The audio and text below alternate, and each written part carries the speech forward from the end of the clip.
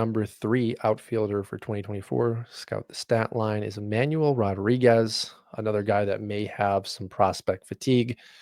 Ramirez peak projections 128.3 WRC plus, a 236 BA, 367 on base percentage, 454 slug, 25 home runs, 16 stolen bases, 16% walk rate, 30% K rate. Doc, this is definitely an OBP guy.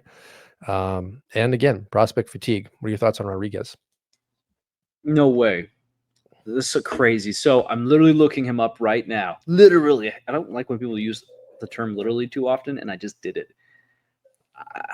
My number one criticism with Emmanuel Rodriguez is his health, his ability to stay healthy. He's hurt. Yeah. He's hurt right now with another injury, with another like sprained ankle. So it's frustrating, and I don't know what's in the water. With these Twins and their prospects. Keishel's had injury issues. Walker Jenkins, I swear, I love Walker Jenkins. He's about to get this label for me, man. Like I'm about to start looking into trading him in some leagues if this keeps up. This is like the last. This is the last warning. Like Walker Jenkins is going to be another red flag guy, which sucks because he's got so much upside. But there's something wrong here. Maybe it's just bad luck. But Emmanuel Rodriguez cannot stay healthy. He's got contact issues. Man, I'm telling you, like even ahead of my outfield ranks, I'm about to drop. I'm going to drop him again because this is getting frustrating. His contact is not that great. His eye is great. It's really solid.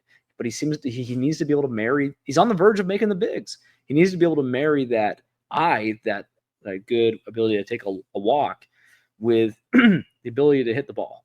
And how is he going to run if his ankles and legs are always messed up? That's going to take a toll after a while. And if he's able to hit the ball hard, which seems like he can, then maybe he just becomes like maybe he just drops the stolen base thing altogether anyway. And then we have a different prospect. So I guess I'm a little bit down, and I'm just so mad that he's hurt again because I had him really high before. I had him as like a top 10 prospect, and now I don't.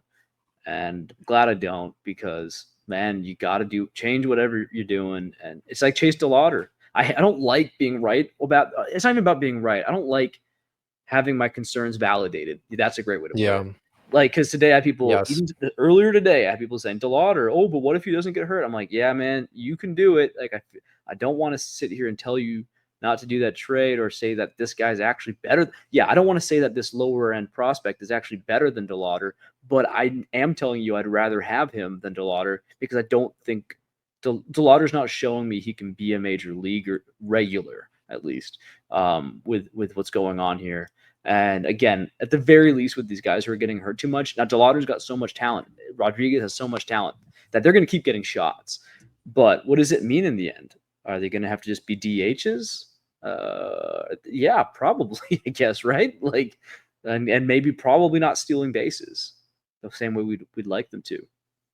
Well, and I think you brought up a really good simple fact, which is that Minnesota has to have a real conversation with themselves about what is going on in the organization. Right? You look at the major league level. We've just assumed that Buxton and Royce Lewis are guys that they drafted guys that are athletes, and that being so athletic, they just get hurt. It's not just those two. Like you look around the diamond. I mean, the kid that retired last year because of the wrist injury. Like this organization is Kirilloff constantly struggling with keeping their guys healthy. And yeah, some of the most fun minor league prospects, Jenkins and Rodriguez, like, okay, they're great and they're fun, but if they can never stay on the field, what good are they, right? Availability is so crucial, especially when we're talking about like from the fantasy element. So I'm on board with you. I know that some of our co-writers at Scout the Stat Line are, super high on Rodriguez. Ross is still pretty high on Rodriguez. Is that correct?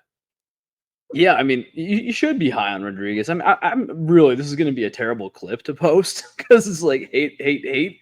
But if you maybe parsed through what I was saying, I mean, guy does have an amazing eye. He does have great power and great speed. He's a hideous 5'11" you, but it's like, no, he's like a solid 5'11", 210. Like he's a strong guy. He's an athlete. He's just turned 22 years old. So, could be really good for years to come, but we're never going to find out if you can't stay on the field. So Yeah, you can be high on him, but I would just say exercise caution. And yeah, we don't really have time now with this clip to get into it, but I did trade him in a 30-teamer this year. So maybe I'll talk to Matt about what the haul was afterward.